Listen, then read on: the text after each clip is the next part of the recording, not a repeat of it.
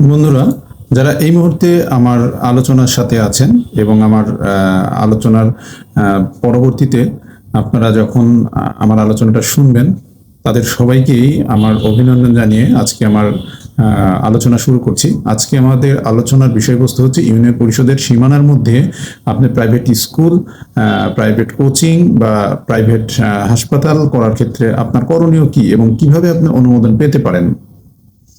দেখুন, ইউনিয়ন পরিষদ আইন 2009-এর 82-তে এই কোচিং এবং স্কুলের ব্যাপারে আলোচনা করা হয়েছে। কোচিংয়ে এবং স্কুলের ব্যাপারে বলা হয়েছে আপনাকে প্রথমেই ইউনিয়ন পরিষদের চেয়ারম্যান বরাবর আবেদন করতে হবে। পরবর্তীতে ইউনিয়ন পরিষদের একটি সভাতে এই আবেদনের বিষয়বস্তু নিয়ে আলোচনা হবে। তখন যদি ইউনিয়ন পরিষদের এই বিষয়টা অর্থাৎ আপনার আবেদনের বিষয়টা উপজেলা পরিষদের সভাতে অনুমোদন হয়, তারপরে আপনি একটি নিবন্ধন পাবেন।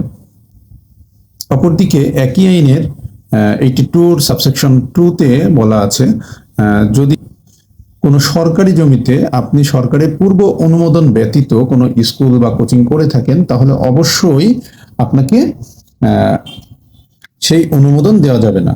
অপরদিকে 83-তে আছে, যদি কোনো প্রাইভেট ক্লিনিক আপনি করতে চান, একইভাবে আপনাকে আবেদন করতে হবে, একইভাবে আপনার সবাই অনুমোদন হলে আপনি নিবন্ধন পাবেন।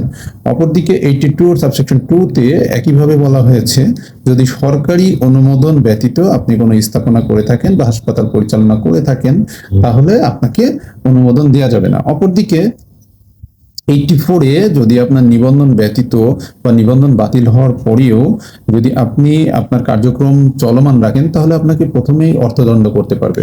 পরবর্তীতে অর্থদণ্ডের পরেও যদি আপনি আপনার কার্যক্রম পরিচালনা করতে থাকেন, সেই ক্ষেত্রে আপনাকে প্রতিদিন ব্যাপী অর্থদণ্ড করতে পারবে। সেই ক্ষেত্রে আমরা অবশ্যই সচেতন হব এই বিষয়ে।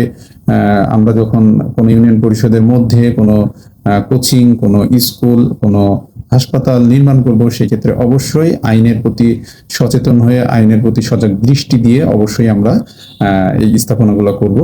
এই বলে আমার এই আজকের আলোচনা শেষ করছি। সবাই ভালো থাকবেন।